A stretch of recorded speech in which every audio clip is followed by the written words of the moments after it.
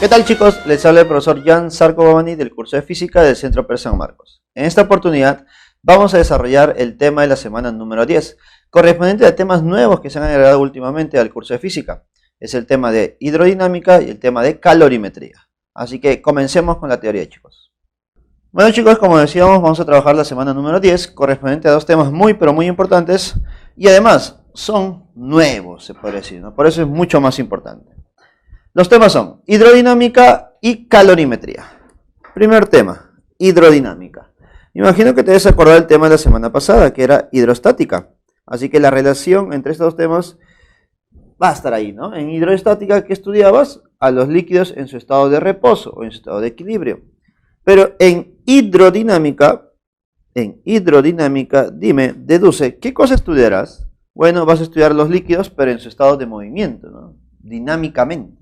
Por lo tanto, al estudiar los líquidos en movimiento, vamos a tener que considerar algunos líquidos en especiales. Y esos líquidos en especiales les vamos a llamar fluidos ideales. Líquidos ideales. ¿Listo? ¿Cuándo un fluido es ideal? Para que cumpla esa condición de fluido ideal, vamos a ponerlo por aquí, para que no te vayas a olvidar. Para que cumpla la condición de fluido ideal, nosotros debemos considerar algunos aspectos. Por ejemplo, un fluido ideal es uniforme. Profesor, ¿qué significa que sea uniforme? Significa que la densidad en cualquier punto debe ser la misma. Es decir, la densidad es la misma. También debe ser incompresible. Incompresible. Eso significa que no se puede comprimir, su volumen no cambia, el volumen no va a cambiar de líquido, ¿no? El volumen del líquido no va a cambiar, no se puede modificar el volumen, ¿listo? También un fluido ideal debe ser no viscoso. No viscoso, eso significa que voy a despreciar el rozamiento dentro del fluido. Voy a despreciar el rozamiento o las fuerzas de fricción internas del fluido. Es decir, es un líquido no viscoso. Y te adelanto, ¿no?, que después de ver líquidos ideales, veremos un poco de este tema, ¿no?, que es viscosidad. Vamos a ver qué diferencia hay entre estos dos casos, ¿no? Y un fluido ideal también debe ser no turbulento. No turbulento. ¿Qué significa un fluido no turbulento? Significa que parte de este fluido no va a tener velocidad angular. Es decir, el fluido no va a estar girando, pues. El fluido solamente se traslada. ¿Listo? El fluido no va a girar. Es un fluido no turbulento. Dentro de este fluido no se genera ninguna cantidad de fluido que esté girando, generando algunas turbulencias. No voy a considerar eso. Por lo tanto, nuestro fluido ideal será uniforme, incompresible, no viscoso y no turbulento. Así que tomarlo en cuenta, por favor, para las preguntas de verdadero o falso. Ahora, como yo voy a analizar a los fluidos en movimiento, entonces este fluido va a generar un flujo a través de un conducto. Va a generar un fluido o un flujo, una traslación de esta cantidad de volumen a través de una superficie, a través de un lugar. Por lo tanto, a ese movimiento del fluido o del líquido, nosotros le llamamos flujo de un fluido o simplemente caudal. Entonces, ¿qué viene a ser el caudal? Viene a ser el flujo del fluido. El caudal es el flujo del fluido. ¿Cómo se representa el caudal? Mira, el caudal se representa con la letra Q. Ten cuidado, no nos vayamos a confundir con el concepto de calor, ¿no? Calor también se representaba con Q, ¿no? ¿Te acuerdas? Pero caudal aquí también se representa con Q. Pero tiene significados diferentes, no es lo mismo, ¿no? Porque recuerda que el caudal es el flujo del fluido a través de un determinado lugar. ¿Listo? Y voy a calcular el flujo de este fluido o el caudal de la siguiente manera. El caudal va a ser igual al volumen fluido, al volumen que se mueve por unidad de tiempo. ¿Listo? Mira, observa, volumen. ¿Listo? A ver, para no confundirnos, ¿ya? Pero vamos a hacer una pequeña diferencia. El volumen para mí va a ser V. ¿Está? En cambio, la rapidez o la velocidad va a ser de esta manera. Un V más pequeño con una pequeña colita. Esto debemos definir eso ¿para qué? Para que luego no nos confundamos a la hora de representar alguna cantidad. ¿Listo? ¿Queda claro? Volumen V grande y velocidad o rapidez V pequeña con su pequeña colita. ¿Listo, chicos? Entonces voy a representar aquí el volumen. Entonces, chicos, espero que haya quedado claro esta parte para no confundirnos más adelante. Entonces, nuestro caudal es volumen por unidad de tiempo. Recuerda que el volumen se representa en metros cúbicos y el tiempo en segundos. Entonces, de esa manera ya tenemos las unidades de nuestro caudal. ¿Listo? Ahora, otra forma de representar el caudal, porque estamos considerando un fluido ideal, cuando es un fluido ideal y el fluido es uniforme, incomprensible, no viscoso y no turbulento, también se genera esta relación, mira, observación, ponemos por aquí. Observación.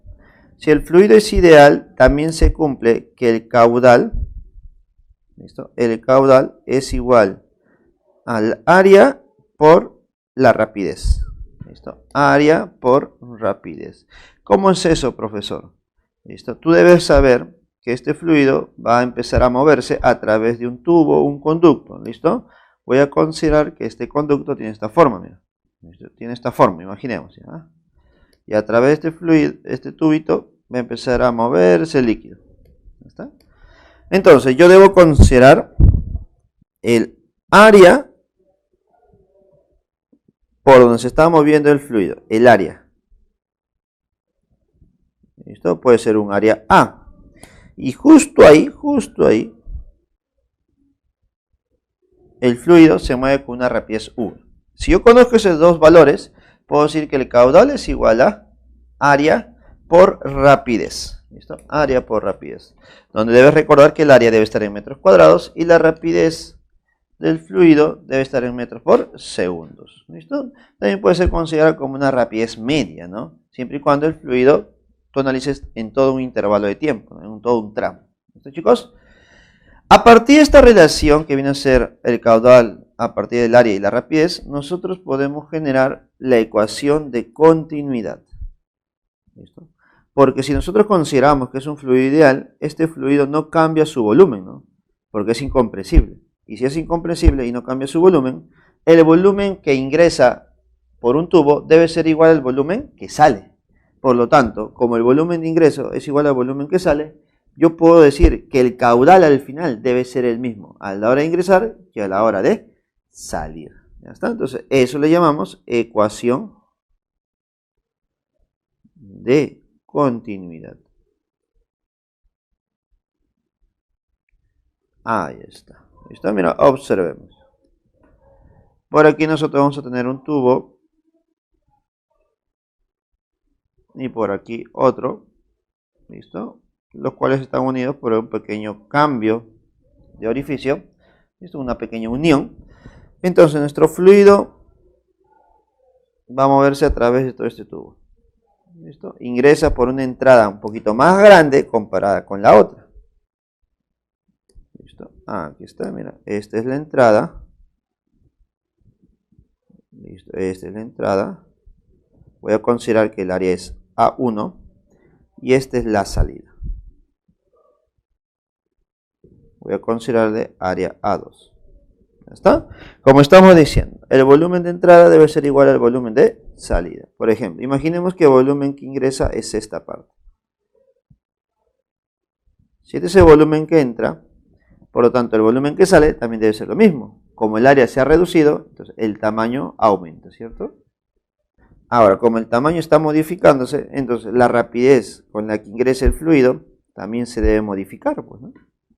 La rapidez con la que ingresa el sonido también se debe modificar. Entonces se genera una rapidez inicial y una rapidez final. ¿Listo? Entonces, por continuidad, como el fluido de ingreso es igual al fluido de salida, yo puedo decir lo siguiente. El caudal de entrada, es decir, en 1, es igual al caudal de salida, ¿no? caudal de entrada es igual al caudal de salida. ¿Listo? Profe, ¿y eso qué va a generar? Bueno, va a generar lo siguiente, mira. Va a generar que el área de entrada por la rapidez de entrada debe ser igual al área de salida por la rapidez de salida. ¿Listo, chicos? Esa sería la conclusión final para la ecuación de continuidad. Esa es nuestra ecuación de continuidad. La relación entre el área y la rapidez al inicio y al final. ¿Listo? Y este valor siempre va a ser constante, siempre va a ser el mismo, siempre va a ser el mismo. ¿Listo, chicos? Ahora, no es la única ecuación que nosotros vamos a ver dentro de los fluidos, dentro de hidrodinámica. También debemos recordar la ecuación de Bernoulli. ¿Cuál es la ecuación de Bernoulli? A ver, me imagino que te puedes asustar con la expresión que vamos a ver, pero recuerda que muchas veces términos de una ecuación se van a reducir, se van a simplificar, ¿no? Pocas veces se usan todos los términos, ¿no? Entonces, tenlo en cuenta, por favor. La ecuación de Bernoulli. Ahí está. ¿Qué es la ecuación de Bernoulli? Viene a ser una consecuencia de la ley de la conservación de la energía. Porque si te das cuenta, el fluido puede subir y bajar, pero el fluido sigue siendo masa, ¿cierto? Por lo tanto, la masa sube y baja, sube y baja. Y en ese proceso su energía también está cambiando, ¿no? En algún momento va a tener energía cinética, en otro momento reduce su energía cinética para poder convertirse en energía potencial gravitatoria.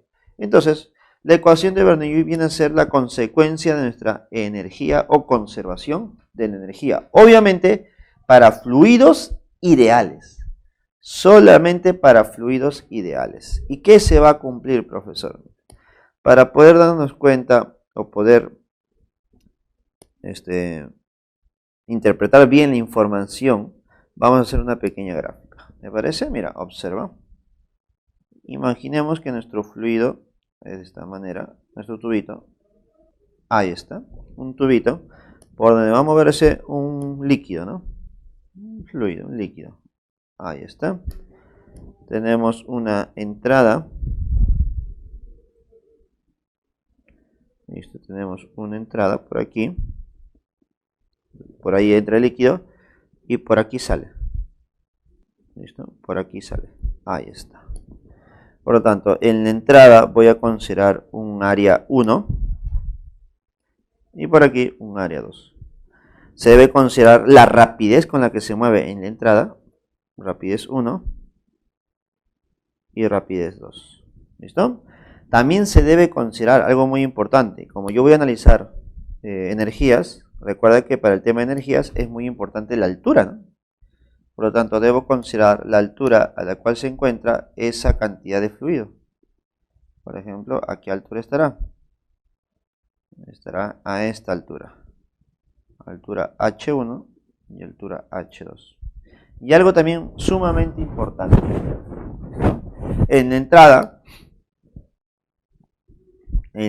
voy a poner por aquí, en la entrada, el fluido está sometido a una cantidad de presión. Presión 1. Y en la salida también está sometido a una cantidad de presión. Voy a ponerle presión 2. Normalmente esa presión a la cual está sometido en la entrada y en la salida del tubo viene a ser la presión atmosférica. Normalmente, no siempre. Por eso, en muchos casos, esa presión se simplifica. Tomarlo en cuenta, por favor, pero no siempre, en la mayoría de casos. Ya está, entonces, identificado el área, la presión, las alturas y la rapidez, podemos generar ya nuestra ecuación de continuidad. ¿Listo? Mira, observemos, por favor.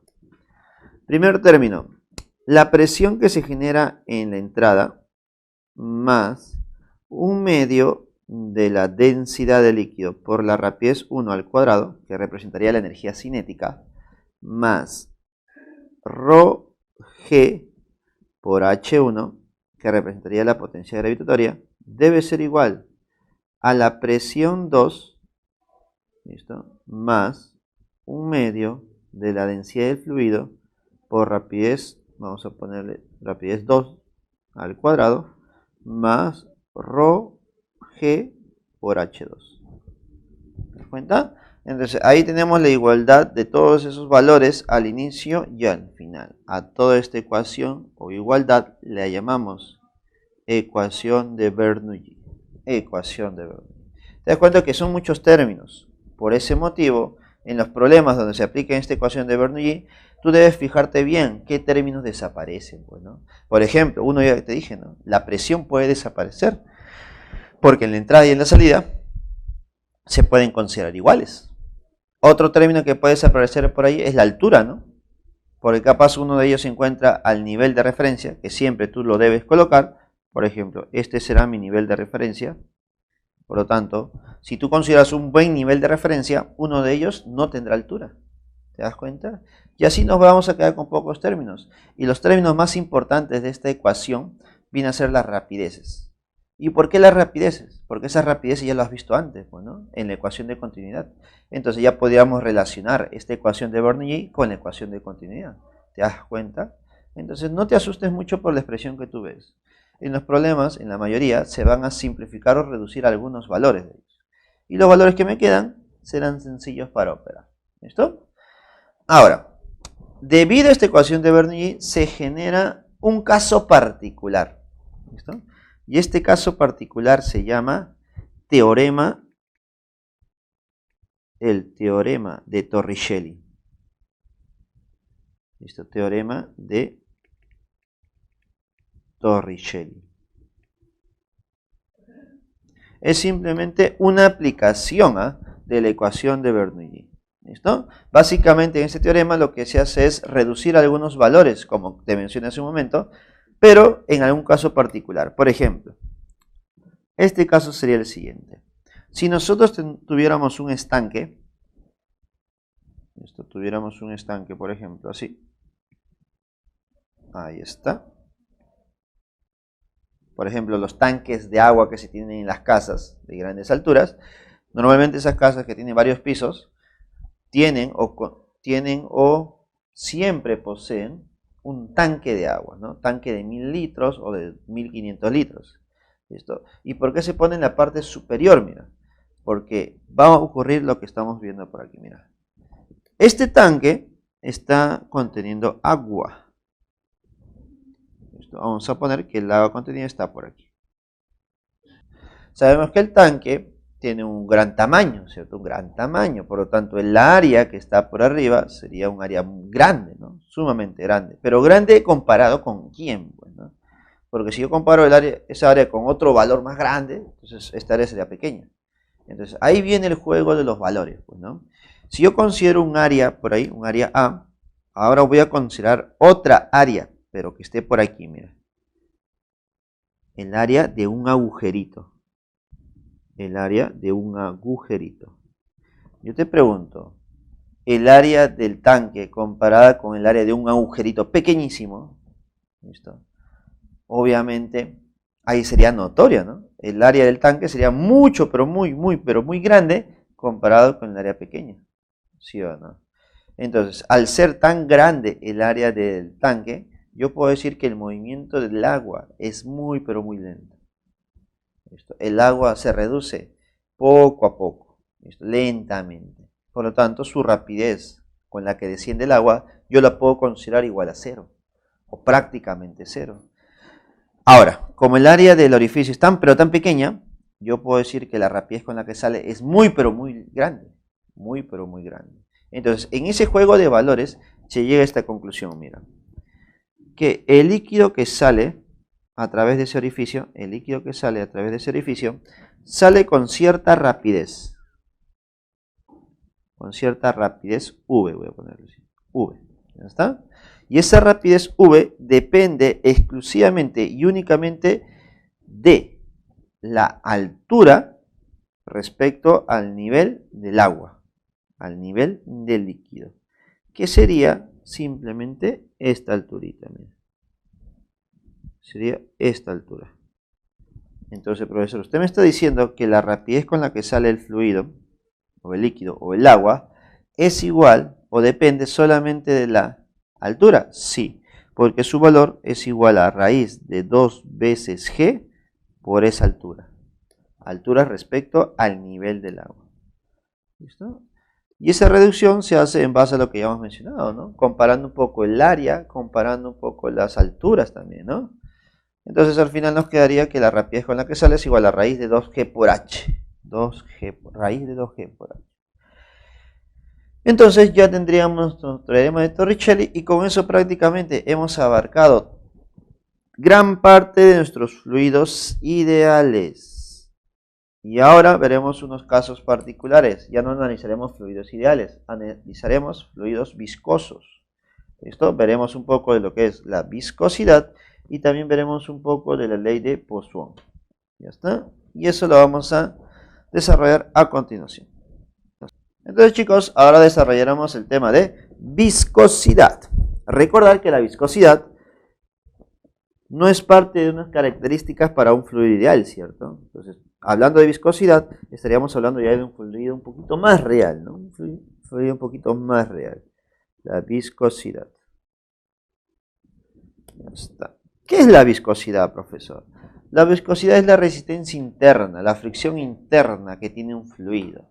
¿Listo? Todo fluido se puede comportar como pequeñas capas en movimiento. ¿Listo? Y entre capa y capa siempre existe una resistencia, una fricción entre capa y capa.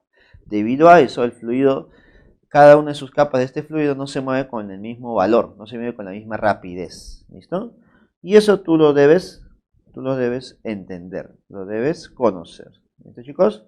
Y para eso vamos a analizar una situación que vamos a graficar a continuación. Mira. A ver, grafiquemos. Vamos a graficar nuestro sistema. Ahí está. Voy a graficar cómo sería el comportamiento de un fluido viscoso.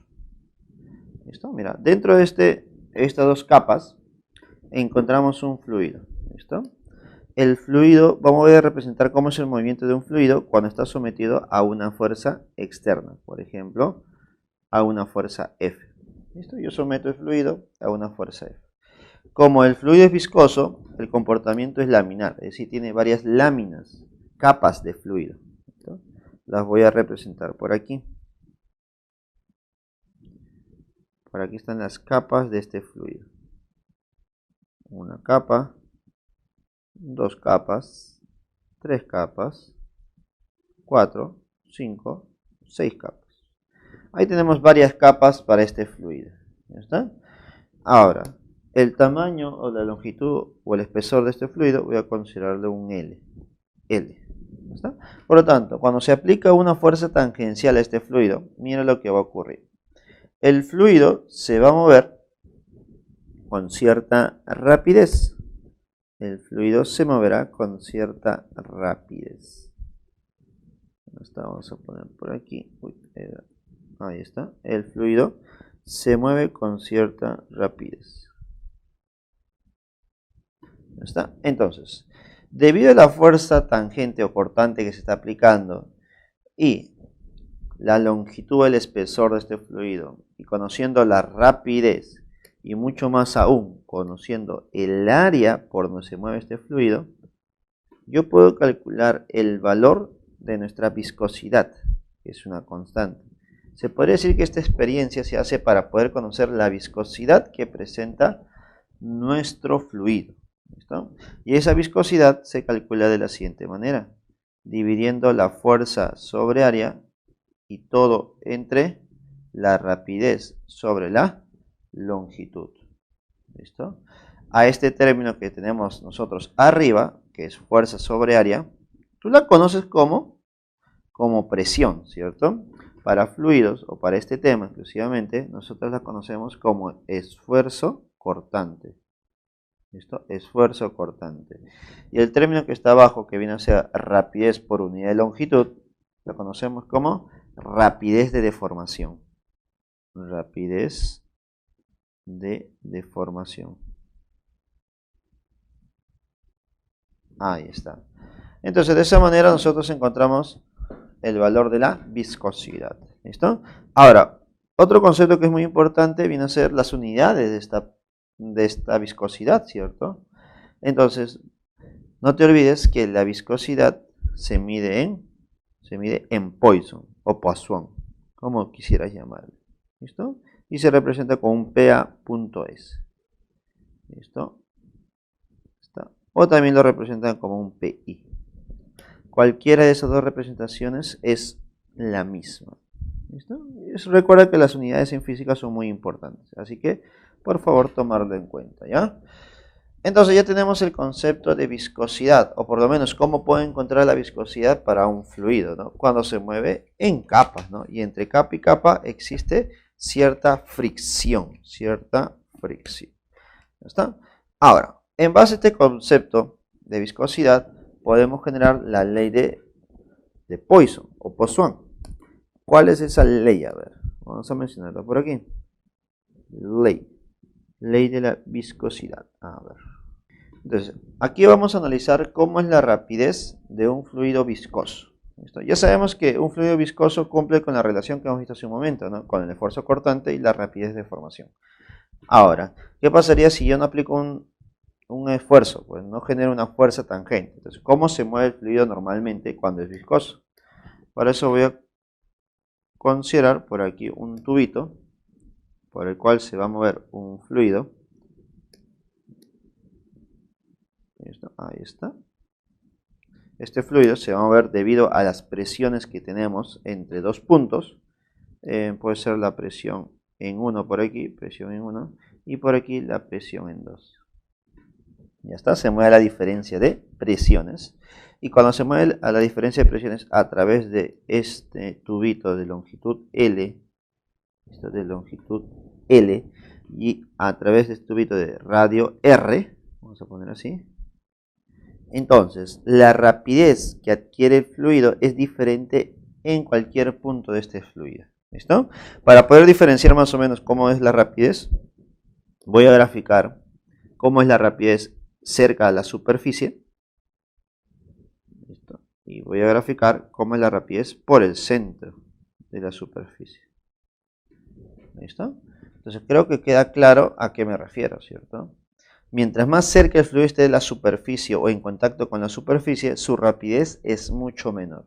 En cambio, mientras más cerca esté del centro o alejado de la superficie, su rapidez es cada vez mucho mayor. De esta manera, está cambiando la rapidez de un fluido viscoso. ¿Listo? Mientras más pegado esté a la superficie, debido a las fricciones, obviamente la rapidez con la que se mueve va a ser más lenta. Y mientras más cerca o más alejado esté de la superficie, su rapidez será mucho mayor. ¿Listo?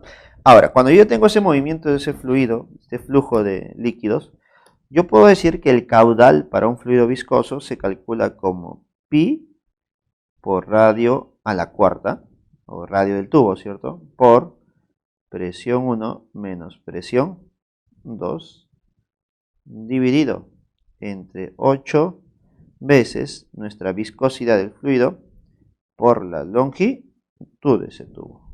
¿Listo? No te olvides que esta relación solamente se cumple para fluidos viscosos, solamente para fluidos viscosos. Entonces yo te debo hacer recordar, pues, ¿no? Recordar, vamos a poner por aquí. Recuerda que hay otra manera de calcular el caudal también. El caudal, vamos a poner por aquí, es igual a volumen sobre tiempo. ¿Listo? Es decir, que esas dos expresiones también son iguales. Estos son iguales. Ahora, me imagino que alguno dirá, profesor, pero también el caudal se calcula como área por rapidez. Claro que sí, también se calcula como área por rapidez. Pero, considerar algo, esto solamente se cumple para fluidos ideales. Por lo tanto, ten cuidado, esto no lo vayas a comparar con esta expresión que hemos visto por aquí. ¿Listo? Solamente para fluidos ideales. ¿Listo, chicos? Así que, por favor, no confundirse. ¿Ya está? Entonces, esto es lo que tú debes considerar para la viscosidad. Para la viscosidad de un fluido. Y con eso prácticamente hemos acabado con el tema de hidrodinámica. Y entramos a un nuevo tema. El tema de calorimetría. ¿Listo? ¿Qué vamos a ver dentro de calorimetría? Vamos a estudiar un poco de la temperatura y el calor. ¿Listo? Antes estos temas eran parte de la termodinámica, que estaba incluido en el temario de física. Pero por motivos que poco sabemos, estos temitas se fueron poco a poco, ¿no? Pero a veces hay temas que regresan, ¿no? Y uno de ellos viene a ser temperatura y calor. Y se juntaron para formar el tema de calorimetría.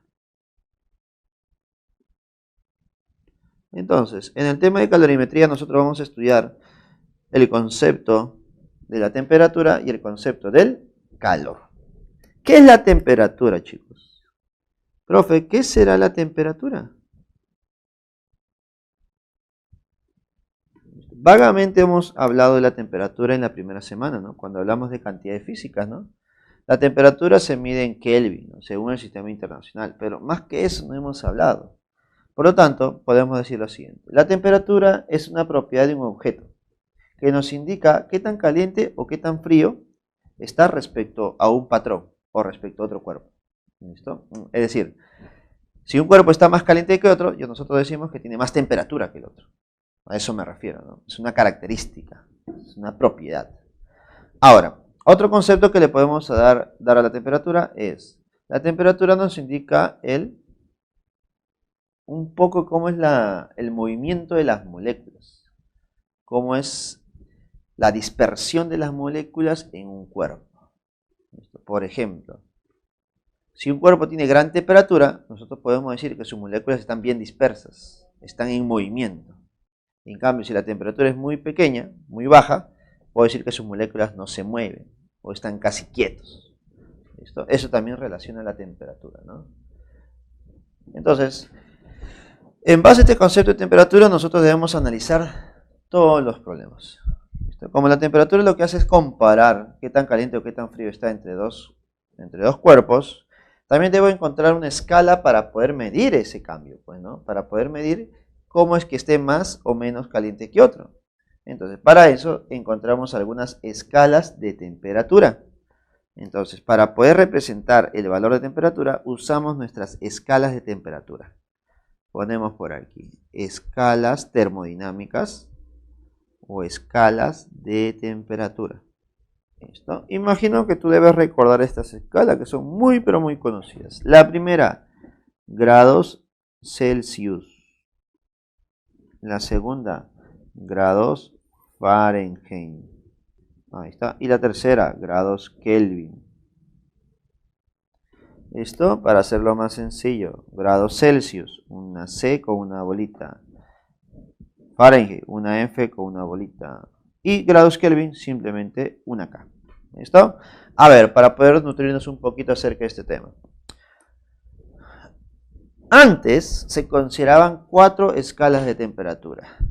2 de ellas eran escalas relativas y 2 de ellas eran escalas absolutas. Profesor, solamente estamos viendo 3. ¿Cuál era la cuarta?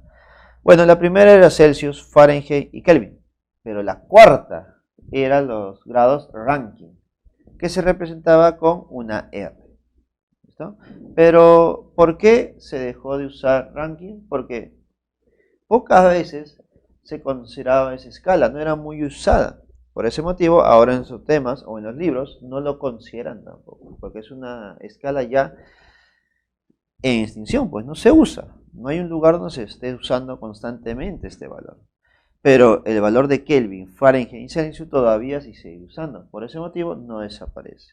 Otro de los motivos por el cual desapareció Rankine es porque Kelvin y Rankine eran escalas absolutas, pero no pueden haber 2 escalas absolutas, ¿cierto?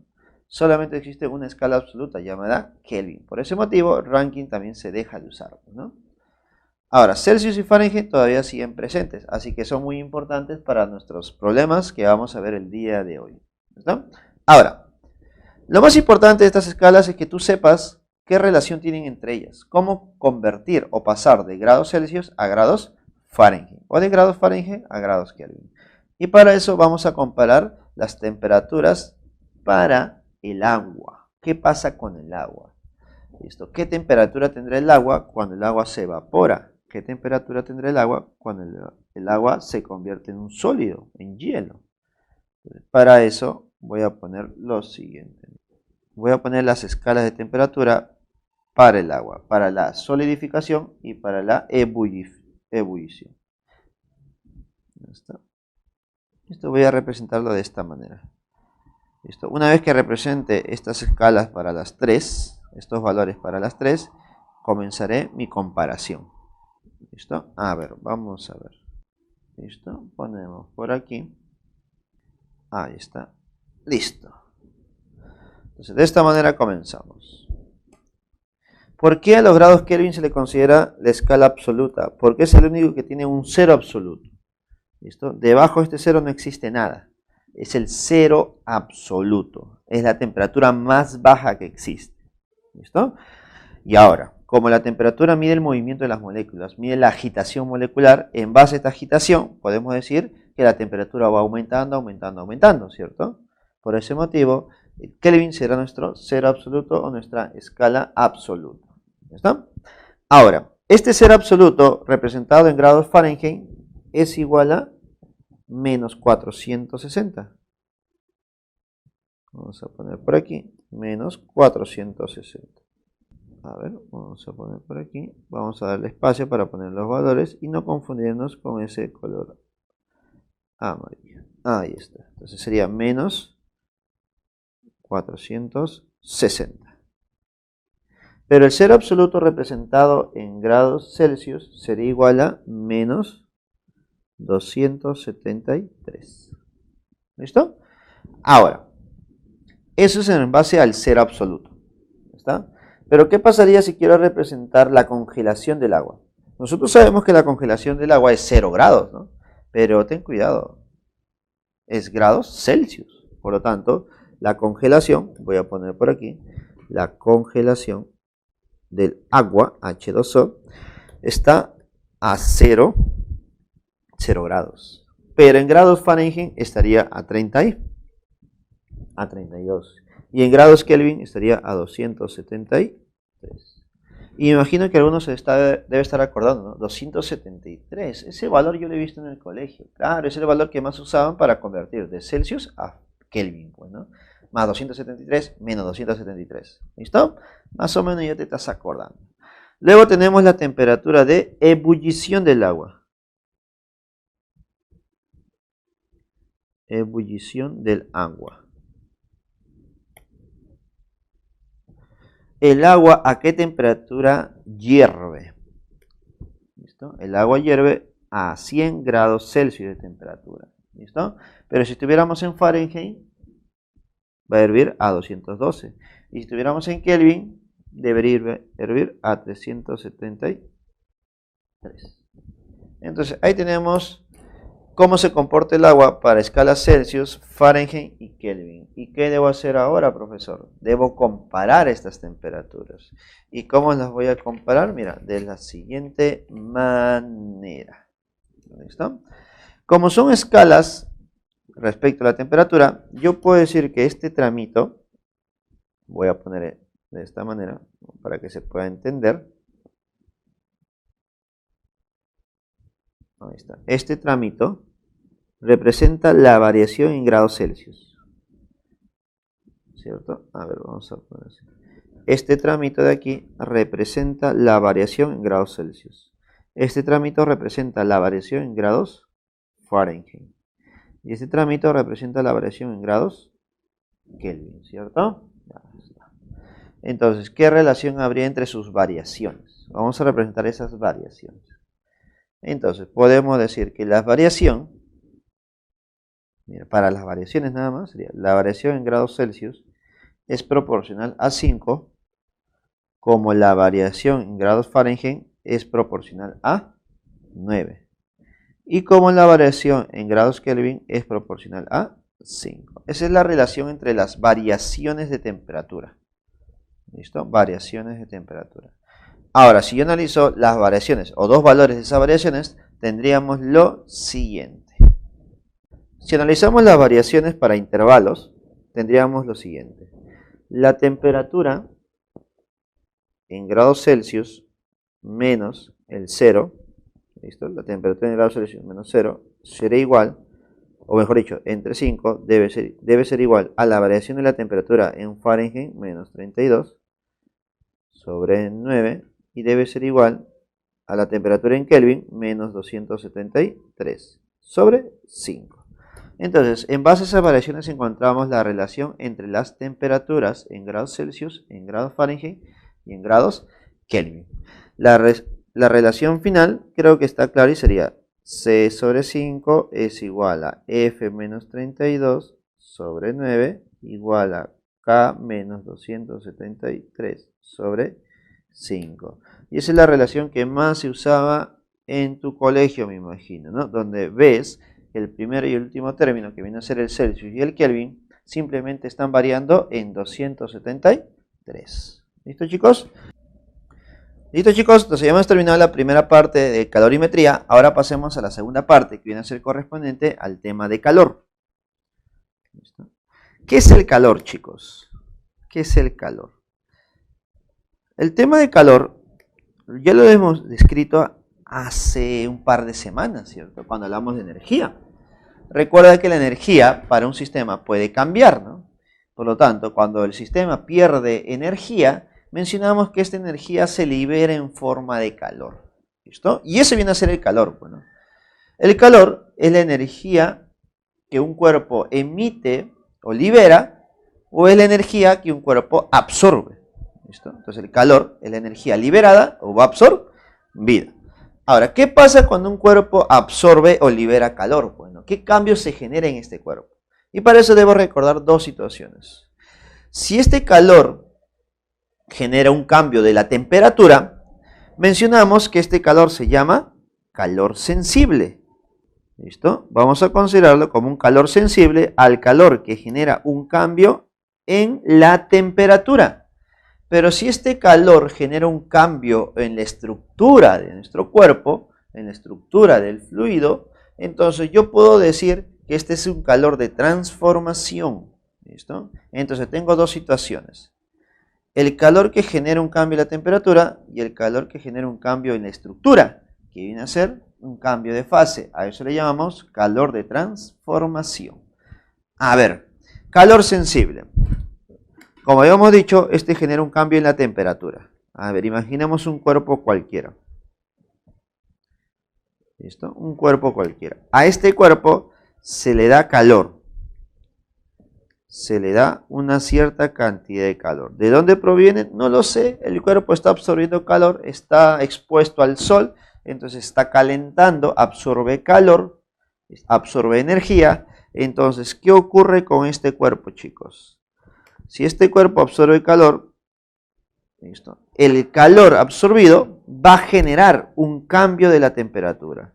Al inicio tendría una temperatura 1, ahora tendría una temperatura 2. Como está absorbiendo calor, obligatoriamente la temperatura final será mayor que la temperatura inicial. Entonces, esta cantidad de calor que el cuerpo ha absorbido debería ser igual.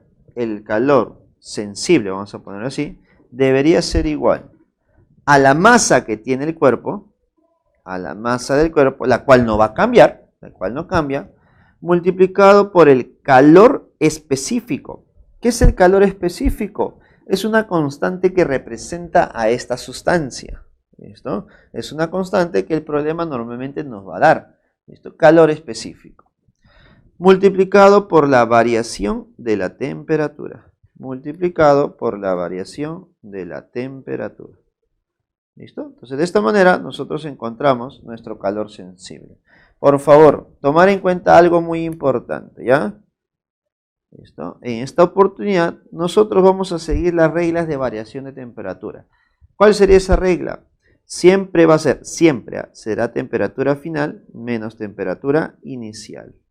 Eso significa que este calor puede ser tomar un signo positivo o puede tomar un signo negativo, ¿no? ¿Cuándo o por qué el signo de este calor será positivo? Porque es posible que el calor sea absorbido. Es un calor absorbido. En cambio, si el calor es negativo, es porque es un calor liberado. Calor liberado. Por lo tanto, tomar en cuenta, por favor, este orden, ¿ya? Por favor, toma en cuenta la información actual. Temperatura final menos temperatura inicial. ¿Listo? Ahora, veamos el otro caso. Bueno, veamos el otro caso. ¿Qué pasaría si el calor que este cuerpo absorbe no genera un cambio en la temperatura, sino genera un cambio en la estructura, genera un cambio de fase. Ah, profesor, entonces, ¿qué es lo que va a ocurrir? Este calor se llamará calor de transformación. Ahí está, se llamará o se considera un calor de transformación.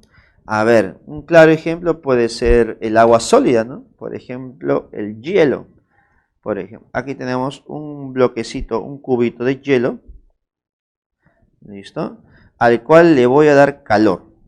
Ya está. Ahora, ten cuidado, ten mucho cuidado. Te hago una preguntita, así, fácil nada más. Si a un bloque de hielo tú le das calor, entonces, ¿este hielo se derrite? ¿Verdadero o falso? A ver, profe, usando mis conocimientos previos y mi análisis exclusivo cuando saco el hielo de mi refrigeradora, a ver, si al hielo le doy calor, entonces, profe, el hielo se derrite. Entonces sería verdadero. Aunque tú no lo creas, chicos, esa proposición sería falsa. ¿Por qué? Porque el hielo no se derrite a cualquier temperatura, pues.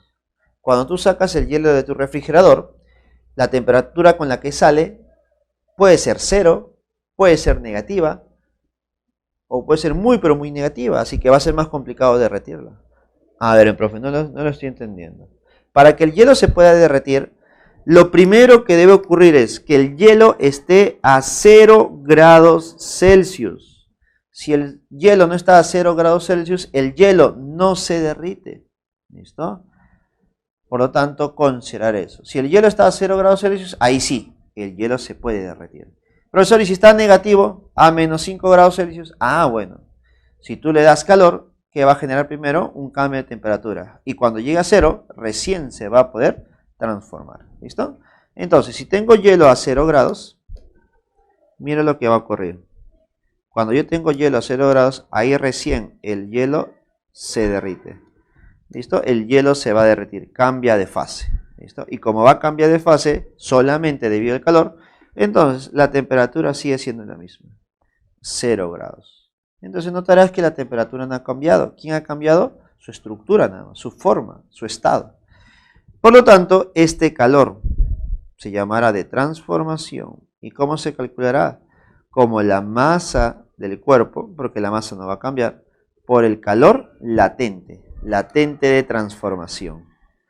Este latente de transformación va a depender de qué es lo que ocurre con el cuerpo. Si el cuerpo se fusiona, es decir, se derrite, tendrá un valor. Si el cuerpo se endurece, se solidifica, tendrá otro valor, ¿no? Este es un valor que a ti te van a dar, ¿no? Calor latente de fusión para el agua es de 80 kilocalorías, pero el calor latente para la solidificación es de menos 80. ¿Listo? Entonces, considerar eso. Pero en los dos casos podemos considerar el valor de 80. Entonces, lo que va a generar solamente es un cambio en el signo del calor. ¿Listo? Ahora, ¿qué pasaría si el hielo se derrite? Pues, ¿no? Entonces, hablaríamos de un calor latente de vaporización o de condensación, tal vez, ¿no? Cuando cambia también de estado. Así que eso es lo que debo considerar yo. Dos calor latente, ¿ya? Vamos a poner por aquí. Dos tipos de calor latente. Latente de fusión. ¿Listo? Latente de fusión. ¿Qué es la fusión, chicos? La fusión es cuando pasa de sólido a líquido. ¿Listo? Que viene a ser igual al valor de calor latente de solidificación. ¿Listo? Solidificación, que es cuando pasa de líquido a sólido. En ambos casos voy a considerar 80 kilocalorías. ¿Listo? 80 kilocalorías por gramo. Bueno, mejor dicho, por kilogramo, ¿ya? ¿Listo? Las unidades son muy importantes aquí. Así que ya tenemos nuestro primer calor latente. Profe, pero ¿para quién sería esto? No te olvides que es solamente para el agua. Para el agua. Para el agua se cumple esto. Pero también se va a cumplir lo siguiente. Calor latente de vaporización. Cuando se convierte de líquido a vapor. Líquido a gas, vamos a ponerlo así. O calor latente de condensación. cuando se convierte de gas a líquido. ¿Cuánto será este valor? 540. 540 kilocalorías por kilogramo. Ya está, de esta manera. Estos son los dos valores que tú debes considerar para el agua. Calor latente de fusión o de vaporización o de solidificación o de condensación. ¿Listo? Ahora, para terminar y comenzar con los problemas, mencionaremos el principio de la calorimetría. Principio de la calorimetría. A ver, ¿qué se cumple en este principio de la calorimetría? Bueno, es simplemente una deducción, pues, ¿no? Por ejemplo, si el calor es una energía liberada, bueno, este calor o esta energía liberada, alguien lo debe absorber, ¿cierto? Por lo tanto, el calor ganado debe ser igual al calor perdido. El calor absorbido es igual al calor liberado. ¿Listo? Simplemente es básicamente la conservación de la energía. Analizando el calor que emite o absorbe un cuerpo. Por lo tanto, podemos decir lo siguiente. El calor ganado más el calor perdido debe ser 0. La suma de calor ganado más calor perdido debe ser 0. ¿Cómo esta suma puede ser 0? Ya hemos mencionado hace un momento, ¿no? El calor ganado debe ser positivo y el calor perdido debe ser negativo. En base a los signos, yo puedo sumar y generar una igualdad a 0. ¿Listo? Ahora, tal vez puedas usar esta siguiente relación. Tal vez yo puedo decir que el calor ganado es igual al calor perdido. Pero siempre y cuando tú consideres los valores absolutos, que es una posibilidad, chicos, es una posibilidad. Vamos a tratar de diferenciar las dos expresiones dentro de los problemas. Si yo considero calor ganado igual a calor perdido en valor absoluto, solamente la magnitud, entonces cuando tú calcules este calor, mira, calor sensible, también debes trabajar solamente el valor absoluto. ¿Listo? Ahora, ¿cómo saber qué valor nos saldría de aquí, no? Entonces, para eso, para evitar un problemita, cuando tú calcules la variación de la temperatura, mira lo que podemos hacer para evitar trabajar con signos negativos aquí. Siempre debes considerar temperatura mayor menos temperatura menor. ¿Listo? Ahora, para no confundirnos, por favor, observa los problemas. Y con eso, chicos, hemos terminado la teoría del día de hoy. Bueno, chicos, ya hemos visto la teoría de estos dos temas muy importantes. Ahora nos toca reforzar un poco esta teoría, resolviendo los 8 problemas de clase. Comencemos. Bueno, chicos, comencemos con el problema de esta semana número 10, correspondiente al tema de hidrodinámica y calorimetría. Primera pregunta, mira, una pregunta de verdadero o falso. Dice lo siguiente: indicar la verdad o falsedad de las siguientes proposiciones. 1.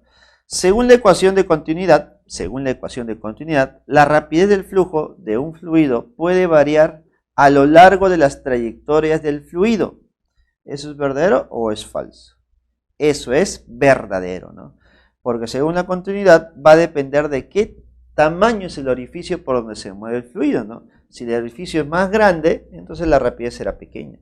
Pero si el orificio es pequeño, entonces la rapidez es grande, ¿cierto? Entonces, la primera podemos reducirla de esta manera. Según la continuidad, el área por la rapidez es igual al área por la rapidez. Ya notamos la relación entre el área y la rapidez, ¿no? Entonces la rapidez puede cambiar. La primera sería verdadera. 2. La ecuación de Bernoulli relaciona la presión, la rapidez de flujo y la altura para el flujo de un fluido en general.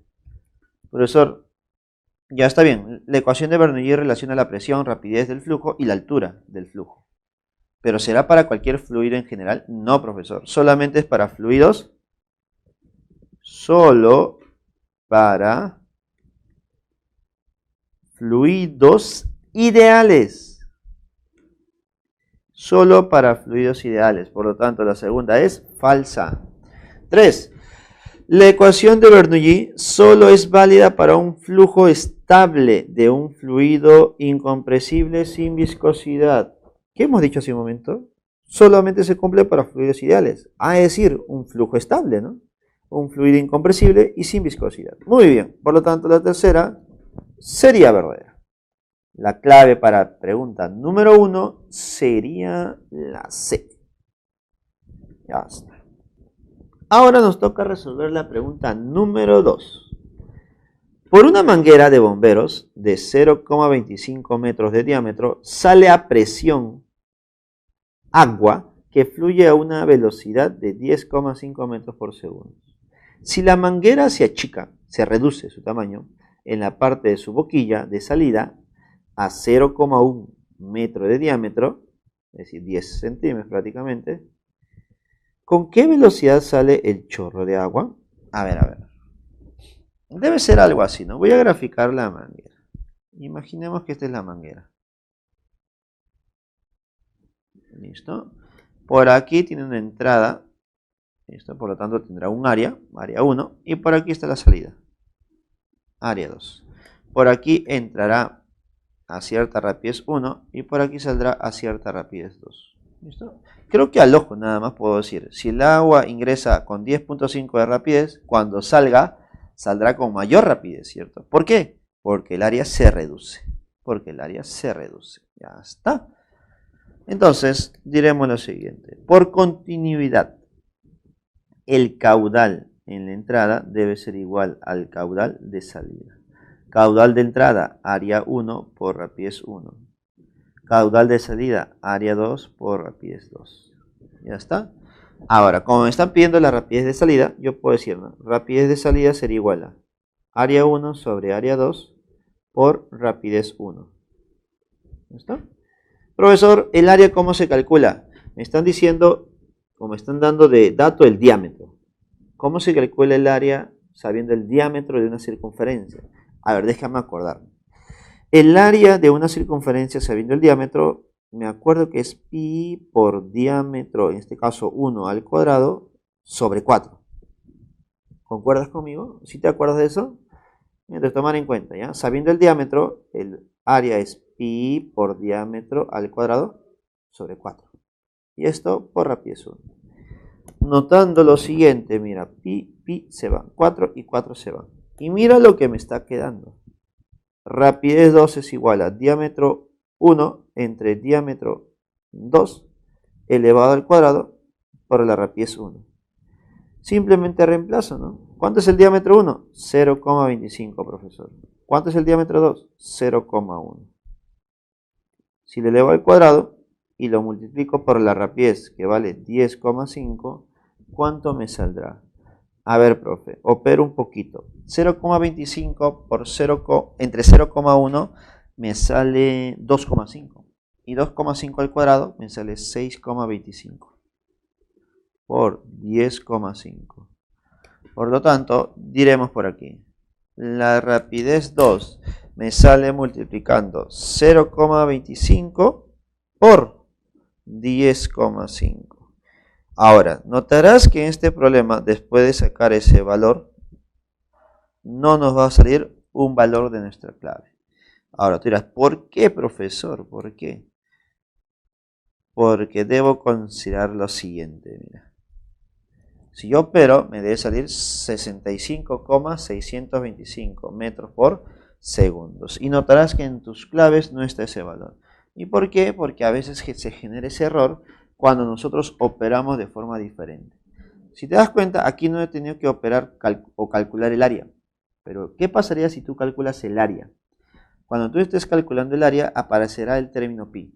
Y si tú operas el término pi como un 3,14, ahí se generan esos decimales que generaría un cambio en nuestra respuesta. Pero si solamente lo adapto o simplemente lo reemplazo para poder reducir la expresión, mi valor real debe ser 65,625. Pero no te compliques la vida, por favor. No te compliques la vida. En los problemas debes evitar trabajar con aproximaciones. Y si aproximas, debe ser el último resultado. ¿Listo? Eso es lo que yo te puedo aconsejar, ¿no? En los problemas, raras veces se genera una aproximación. Siempre los valores están hechos para poder reducirse, operarse con tranquilidad. ¿Listo, chicos? Entonces, en esta oportunidad, mi respuesta es 65,625 5 metros por segundo. Lo más importante es el desarrollo, no tanto la respuesta. Pero nos damos cuenta que en esta pregunta número 2 no habría una clave. Pregunta número 3, chicos. Dice lo siguiente. Se tiene un tanque lleno con agua, el cual tiene una cañería conectada a 3 metros, medidos desde la parte superior del mismo. Determine la velocidad de salida del agua por la cañería, sabiendo que tiene una sección transversal de 0,05 metros al cuadrado. Considere raíz de 15 igual a 3,87. Te das cuenta que ahora va a haber una pequeña aproximación, ¿no? Pero el problema te lo dice. El problema te dice qué hacer, pues, ¿no? Entonces, mira lo que voy a hacer. Este problema es básicamente el teorema de Torricelli. Y para eso lo voy a graficar. Para que tú mismo te des cuenta. Ahí está mi tanque, lleno de un líquido, que es el agua, más probable. Y tengo un orificio. Esto es una cañería, ¿no? Un orificio. Ahí está. Listo. Ahí está. Por lo tanto, el líquido saldrá por esta cañería con cierta rapidez. Listo. Me dicen que este orificio está a una altura de 3 metros. Mira, 3 metros. Por lo tanto, creo que de frente es la aplicación. La rapidez con la que sale el fluido, o por donde se mueve por la cañería, debe ser igual a raíz de 2G por H. Profesor, ¿y por qué aplico esto? Porque me dicen un tanque lleno de agua. Tanque, comparado con una cañería, bueno, la relación es notoria, ¿no? El tanque o el área de ese tanque es mucho más grande que el área de la cañería. Por ese motivo puedo aplicar ley de Torricelli, solamente por eso, ¿ya? Este es igual a raíz de 2 veces G, que es 10 aproximadamente, por la altura que vale 3 metros. Por lo tanto, esto sería igual a 2 raíz de 15. Y como el problema te dice que raíz de 15 sería 3,87, podemos decir que nuestra respuesta sería, ¿cuál crees que sea? ¿Listo? Ah, mira, tampoco nos saldría un valor exacto. ¿Puedes creer? ¿Puedes creer que a pesar de que nos dicen que hay una raíz de 15 considerar igual a 3,87, tampoco nos saldría una respuesta exacta, parece, ¿no? A ver, nos debería salir 7,74. Ahí está. Esa es mi respuesta final. Pero notaremos que la respuesta más cercana sería esta, ¿no? Pero creo que sale 7,75 si es que nosotros operamos todo con la raíz de 15, así, sin considerar esa aproximación, ¿no? Entonces, eso es muy posible, ¿no? Es muy probable eso. ¿Qué pasaría si nosotros operamos todo? Efectivamente, ¿no? Nos sale ese valor de 7,75. ¿Listo, chicos? Entonces, vamos a tener mucho cuidado con estos valores aproximados. Nuevamente repito, ¿no? Los exámenes sí tienen mucho cuidado con esa información. Por ese motivo, los exámenes raras veces tienen errores o problemas de este tipo. Así que tomar en cuenta, por favor, ese dato, ¿ya? No te olvides, lo más importante es el procedimiento. Pregunta número 4 dice. La figura muestra un tanque abierto conteniendo agua hasta una altura de 5 metros. Se perfora un agujero en una pared a una profundidad h igual a 1 metro bajo la superficie del agua. ¿A qué distancia r del pie de la pared tocará el piso del chorro? A ver. Creo que en la primera parte voy a aplicar Torricelli para saber con qué rapidez sale ese fluido, ¿no? Con qué rapidez sale ese chorrito. Para saber con qué rapidez sale. Una vez que tú conozcas la rapidez con la que sale, ya puedes saber a qué distancias llegaría, ¿no? ¿A qué distancia llegaría? Claro, eso sí lo puedo saber. Entonces, primero, apliquemos Torricelli. La rapidez con la que sale es igual a raíz de 2 veces G por H. ¿Listo? H minúscula. Ahí está. Si opero un poco, mira, me quedaría raíz de 2G. Profesor, ¿puedo considerar 10? Puedes considerarlo y puedes que no. ¿Por qué? Como estamos resolviendo problemas de clase, nosotros podemos considerar un valor de 10. ¿Listo? Podemos considerarlo. Pero si estuviéramos en un examen, soy claro, si estuviéramos en un examen no puedo hacerlo. Porque el examen o la pregunta del examen te debe decir qué valores usar. En el problema del examen te debe decir si la gravedad vale 10. Eso es lo que te debe decir el examen. ¿Listo? Profesor, y esto me dice, en este momento, ¿qué cosa puedo hacer? Bueno, puedes considerar valor de 10, no hay problema, lo puedo hacer. ¿Listo? Y esto por la altura, que sería 1. ¿Está? Si yo considero esto, me quedaría raíz de 20. Y eso sería 2 raíz de 5. Ya está. Con ese valor, el chorrito de agua sale.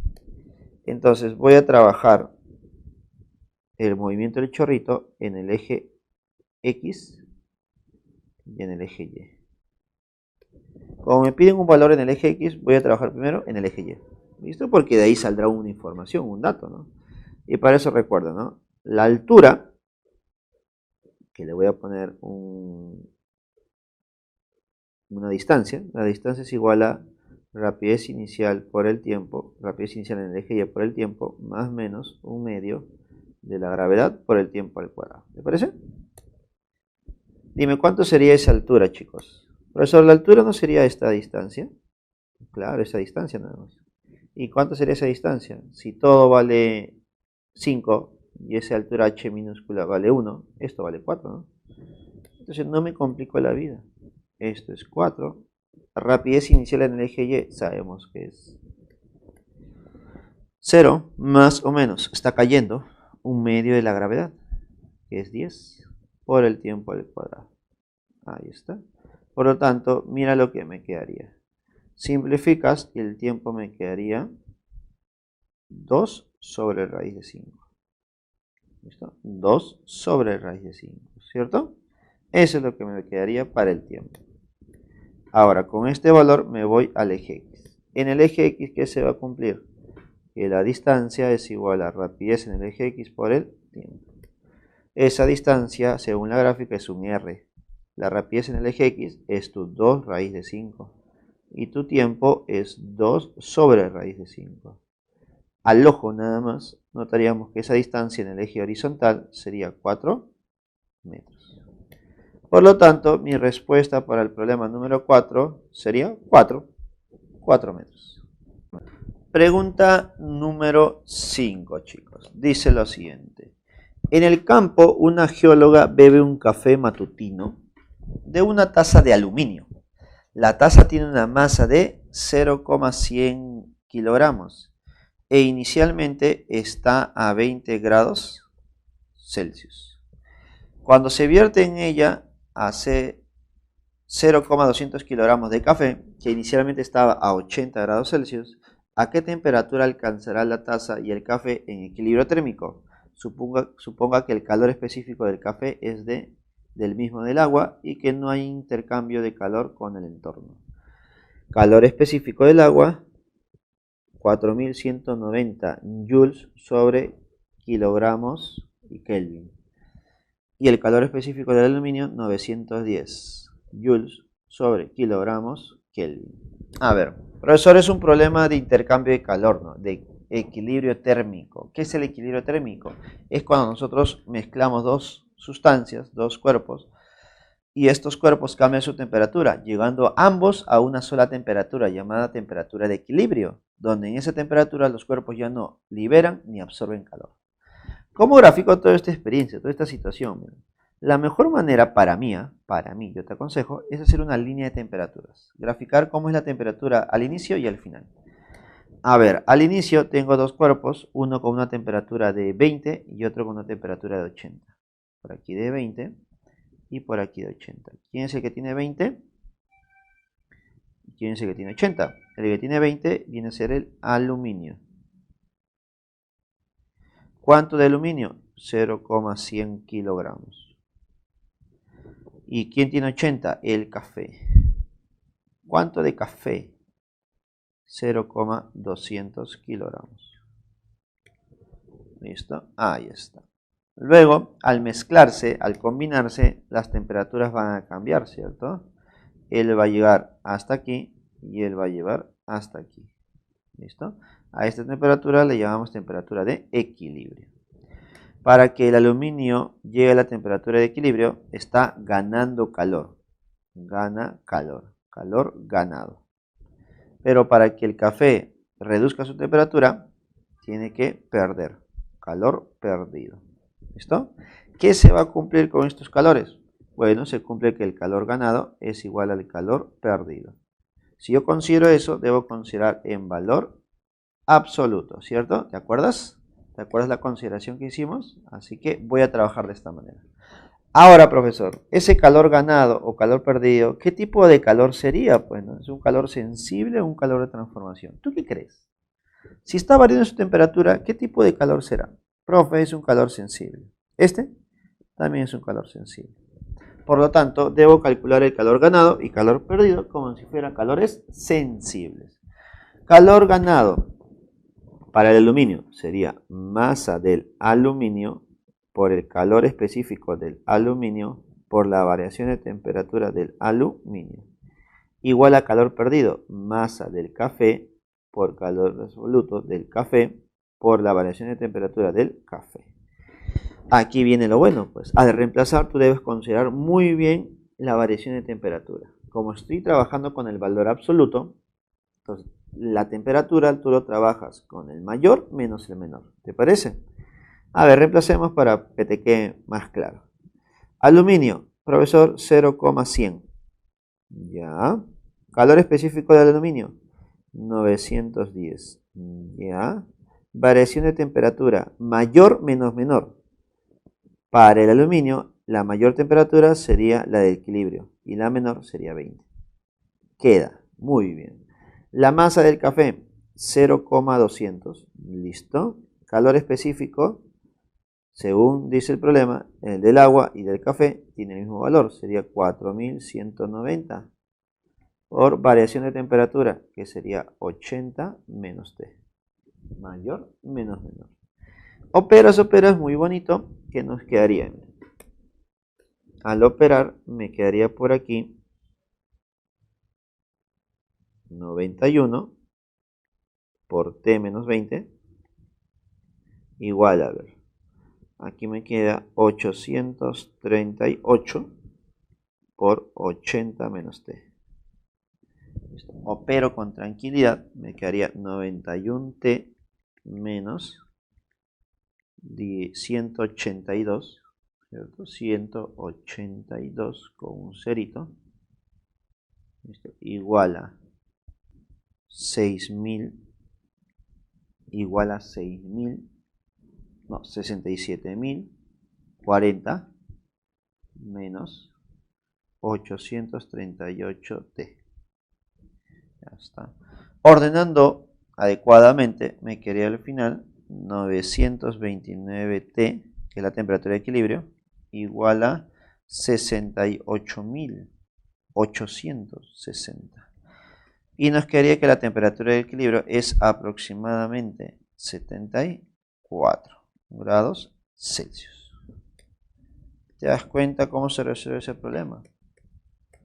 Por lo tanto, tomar en cuenta el procedimiento de este problema. ¿Qué he hecho con el calor ganado y perdido? He tomado su valor absoluto y para eso he trabajado con las variaciones de temperaturas de manera adecuada. Siempre el mayor menos el menor. Y creo que sería la forma más adecuada o más fácil, se podría decir, de resolver los problemas.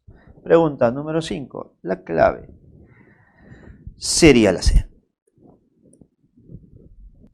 Ahora chicos, resolvamos la pregunta número 6. Dice lo siguiente. El cobre es uno de los mejores conductores de la electricidad. Se utiliza en hilos, electroimanes, rieles e interruptores eléctricos. Este material posee un calor específico de 0,092 kilocalorías sobre kilogramos Celsius y un calor latente de fusión igual a 51,11 kilocalorías por gramo. Si se tiene 800 gramos de cobre a 18 grados Celsius, ¿cuánto calor se debe entregar para que llegue a fundirse? Para que llegue a fundirse. Temperatura de fusión o temperatura de fusión es igual a 1083 grados Celsius. A ver, como el cobre va a sufrir cambios, vamos a graficar todo este cambio en una recta. ¿Te parece? Creo que sería lo adecuado. Tengo tengo cobre. ¿A qué temperatura inicialmente? A 18. Y lo debo llevar a 1000, ¿cuánto debo? A fundirse, ¿no? 1083, ¿no? Para que se funda. Ya está. Listo. Por lo tanto, el cobre que yo tengo es de 800 gramos. Entonces lo voy a llevar directamente a 1083. Por lo tanto, si lo llevo a 1083, lo que estoy haciendo es cambiando su temperatura. Por lo tanto, está ganando calor ganado. Pero cuando llega a 1083, todavía no se ha fundido. Solamente tengo cobre sólido a 1083 grados. Para que se pueda fundir, el cobre debe seguir ganando. ¿Listo? Debe seguir ganando. Debe haber otro calor ganado. ¿Ya está? Pero ese calor ganado genera un cambio en su estructura, cambio de estado. Bueno, se pasa de sólido a líquido, es decir, se fusiona. Por lo tanto, yo puedo decir que en esta parte yo tengo un calor sensible, pero aquí yo tengo un calor de transformación. ¿Está? Entonces, el calor total para el cobre, el total, será igual al calor sensible más el calor de transformación. Profe, ese calor sensible no será igual a masa del cobre por calor específico por variación de temperatura, claro. ¿Y el calor de transformación no sería la masa por el calor latente? Claro que sí. Ahora, debes tener mucho cuidado con las unidades. Como ya no estoy comparando con otros valores, entonces ahora sí, mucho más cuidado con las unidades. Entonces, chicos, al reemplazar debo tener mucho cuidado con las unidades, por favor, ¿ya? Profe, ¿de quién me debo fijar para saber qué unidades usar? Bueno, en este caso, de estos dos constantes, calor específico y el calor latente. Te das cuenta que el calor específico está en kilogramos y en Celsius, y el calor latente también está en kilogramos, ¿cierto? Por lo tanto, la masa también debe estar en kilogramos, ¿listo? Y la temperatura en grados Celsius. Profe, las temperaturas ya están en grados Celsius. Bueno, eso ayuda bastante, ¿no? Entonces, debo convertir la masa a kilogramos. Así que tener mucho cuidado, por favor, ¿ya? A ver, la masa de nuestro cobre sería 800. Profe, pero eso está en gramos. Ah, bueno, por 10 a la menos 3. Ahora está en kilogramos. Calor específico. Calor específico es 0,092 kilocalorías. Kilocalorías. Por lo tanto, mi respuesta debe estar en kilocalorías final, ¿cierto? Tomar en cuenta eso, ¿eh? Por variación de temperatura. La variación de temperatura viene a ser 1083 menos 18. Menos 18. Ponemos por aquí 1083 menos 18. Ahí está. Más. Masa por calor latente. La masa nuevamente es 800 por 10 a la menos 3 por el calor latente, que sería 5111. ¿Listo? 5111. Ahí está. Ahora me toca operar todo esto. La primera parte me debe salir 78,384. Y la segunda parte me debe salir 40,88. ¿Listo? Eso es lo que nos debería salir. Y al sumar, mira lo que me queda, 119,264. ¿En qué unidades? Como debe ser calor, el calor está en calorías. Pero como tus unidades estaban en kilocalorías, tus constantes estaban en kilocalorías, aquí también te debe salir en kilocalorías. ¿Listo? Tomar en cuenta, por favor, esa información. Esa sería mi respuesta final. Pero mi clave, ¿cuál sería entonces? Profesor, mi clave obviamente va a ser la clave B, ¿cierto? La clave B. Pregunta número 7, chicos. El aluminio es un material usado en los sectores de electricidad, comunicación, transporte y edificación. Una de sus mayores ventajas es la posibilidad de ser reciclado infinitas veces. ¿Cuál es la capacidad calorífica de un cubo de aluminio cuya masa es de 272 gramos? El calor específico del aluminio es de 0,22 kilocalorías por kilogramo sobre grados Celsius. Me están pidiendo capacidad calorífica. Profe, ¿qué es la capacidad calorífica entonces? Entonces, mira lo que tenemos por aquí. Anotar. La capacidad calorífica simplemente es una nueva constante que une el valor del calor específico por la masa. ¿Listo? Entonces, esa viene a ser nuestra capacidad calorífica. ¿Cuánta cantidad de calor yo debo agregar a esta sustancia para que varíe su temperatura en 1 grado Celsius? En 1 grado. Esa es la capacidad calorífica. ¿Cuánto de calor le debo dar para que varíe en 1 grado de temperatura? ¿Listo? Esa es la capacidad calorífica, chicos. Profe, entonces este problema es rápido. Claro que sí. Capacidad calorífica. Calor específico del aluminio, profesor, es 0,22. Unidades, chicos, kilocalorías sobre kilogramos grados Celsius. Por la masa. ¿Cuánto es la masa?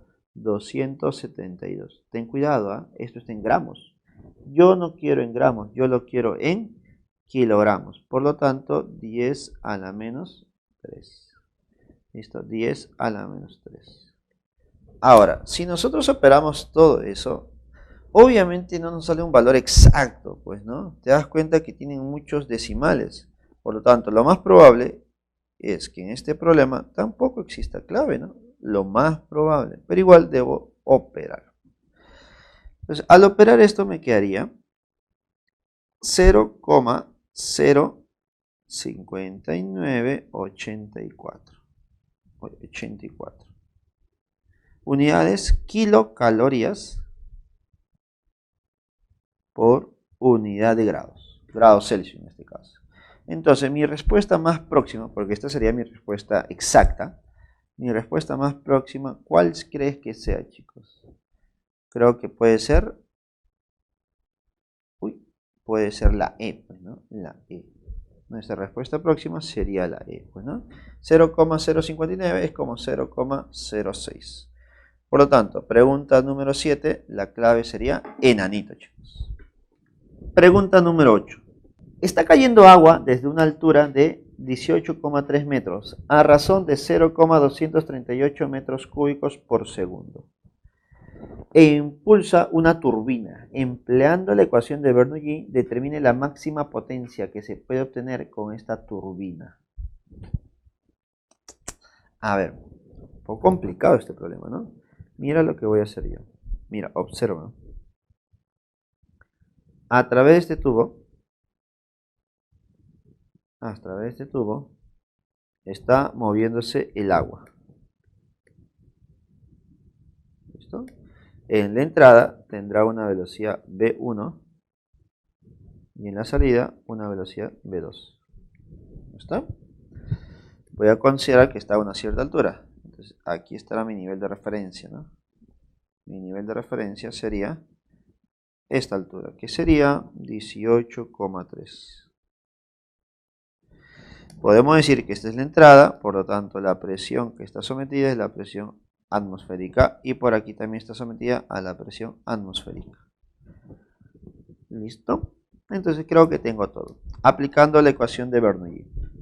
Presión en 1 más 1/2 de la densidad del líquido por velocidad 1 al cuadrado más ρg por h1 es igual a presión en 2 más 1/2 de ρ por rapidez 2 al cuadrado más ρg por h2. Lo primero que puedo hacer es eliminar presión 1 y presión 2, porque en la entrada y en la salida puedo considerar que la presión a la cual está sometido el agua viene a ser la presión atmosférica.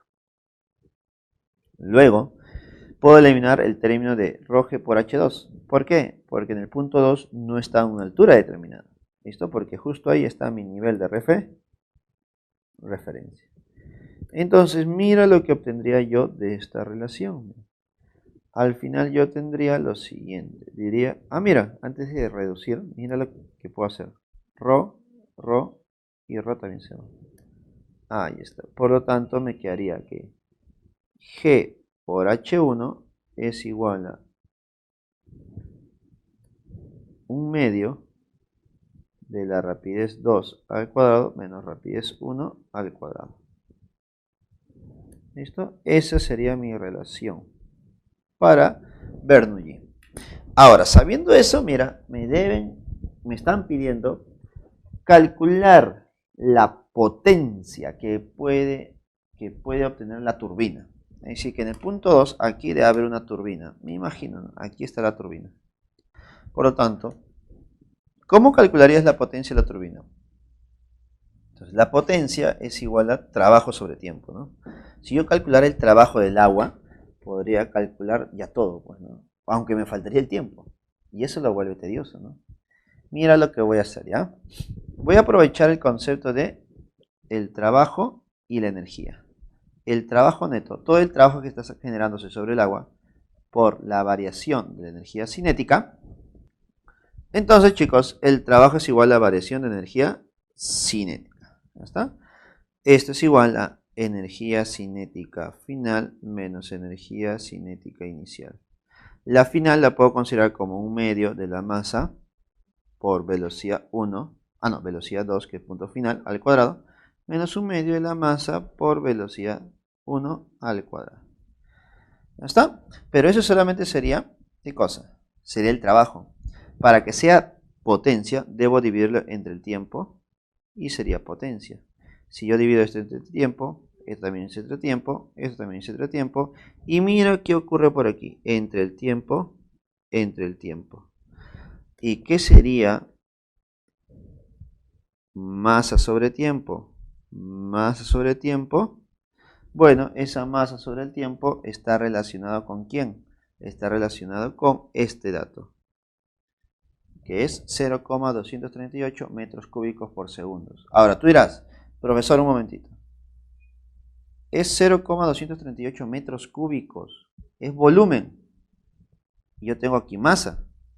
Por lo tanto, debo convertir volumen a masa, ¿cierto? ¿Y cómo lo transformo? Relacionándolo con la densidad, pues, ¿no? Con la densidad. Entonces, para darnos cuenta de lo que tengo que buscar. 0,238 es volumen sobre tiempo.